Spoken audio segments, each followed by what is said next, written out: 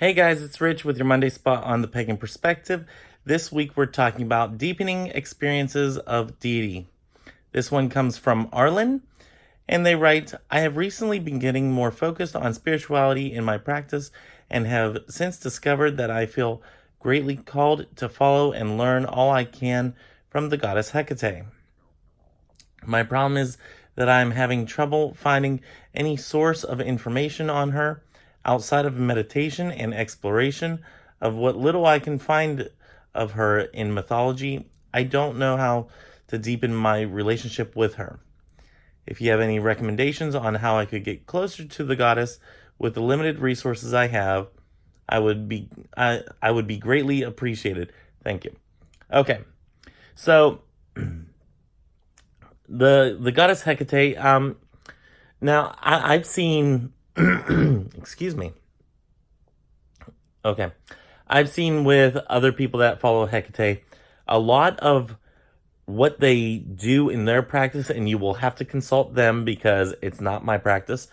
Um, Seems to be more so with relation of talking and conversing with that goddess.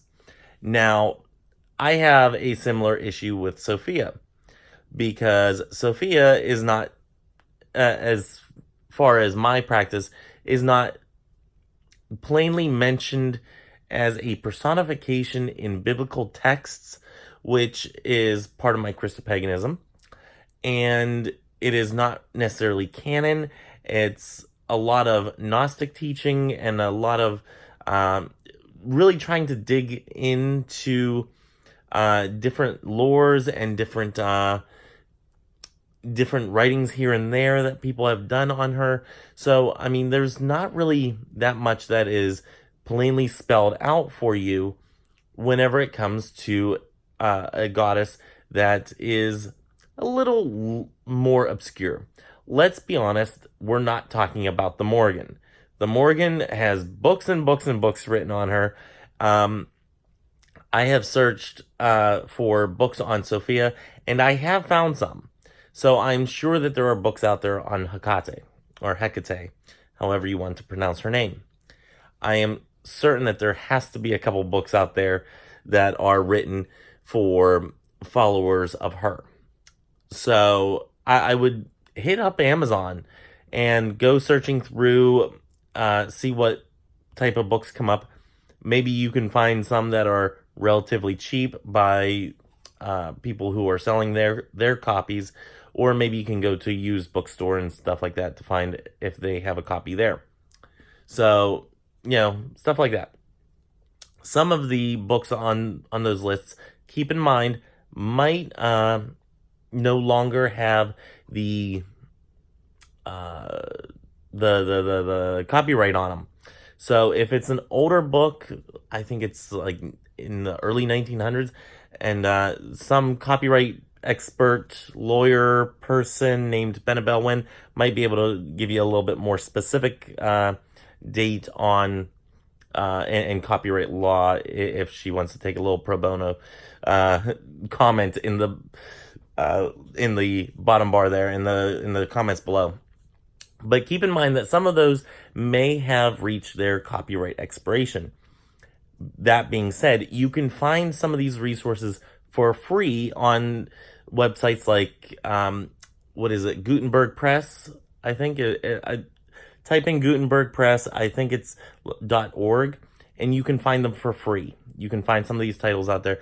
Also, sacredtext.com or .org, I can't remember the dot whatever it is. But look up Sacred Texts. That website is phenomenal. It has a lot of great information on different religious texts out there and different type of books that were written before the copyright laws took place. So save yourself some money and look at some of those if they have resources that could help you out on Hecate. Now, for me, I searched Amazon high and low, and because Sophia is making a resurgence in certain communities, there have been more and more books being written on her and her relation to Mary Magdalene or Mary, the mother of Christ. So for me, that is something that I absolutely delight in, because that means more information for me that other people are also sharing out there. I love this. The downside is I'm not a quick reader. So I would say that that is one place to start. The other thing is that whenever you're working with a deity, and I say this from my perspective of somebody that works with Sophia, is that if you're working with a deity that doesn't necessarily have like books and books and books and books and books written on them, again, we're not talking the Greek pantheon within my realm here, and so we're not talking Zeus or Poseidon or Mercury, or not Mercury, Ares. We're not talking about certain deities that are more well known. Now Hecate is a little bit more well known, so you should be able to find some more resources than say somebody like Sophia, for instance, or Ashara, or Asherah, however you pronounce that, which is the Middle Eastern name that is equated to Sophia. Anyway, that being said, in these situations, when you have a deity that you are working with or that you worship, however your phraseology is, when you have a deity like that doesn't have reams and reams of books written on them, I think it is totally fine to do exactly what you're doing whenever you say that, you meditate and explore what little you can over mythology. Not only go with the mythology, but also sit in meditation, sit in that quiet space. I like to think of the altar as a touchstone, or a place where you can go, and that is in itself a safe area, or a safe space, if you will. This is an area where you go, and it is as meaningful as a prayer bench in a church.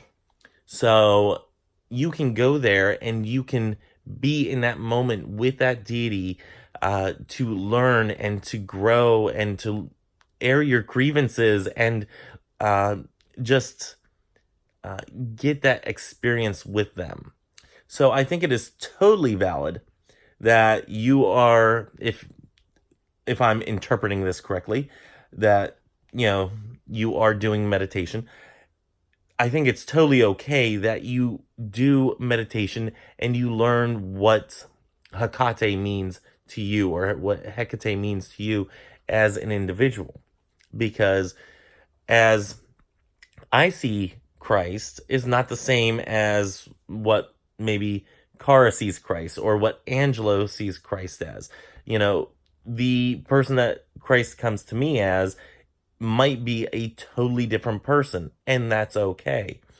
I am okay with them saying, well, he comes to me and he's kind of a tyrant, and in my life, and instead for me he comes to me and he's more of a friend, more of a helper, a helping hand, a guide, in my life. So that being said, is that your deity is going to be, and I don't mean your deity as like you have a specific deity that is only yours, but your relationship to a deity is going to be different than somebody else's relationship to that same deity. So, and I think Lady Gravedancer, Tequila, and I know she's not making videos anymore right now. I think she might be still doing them on her Facebook, but I'm not even certain about that. I can't remember. But she put it perfectly whenever she said, this is my experience with Hecate, or Hecate, and that is her experience in and of itself. your experience, your mileage may vary whenever it comes to working or worshiping that same deity. So that's okay.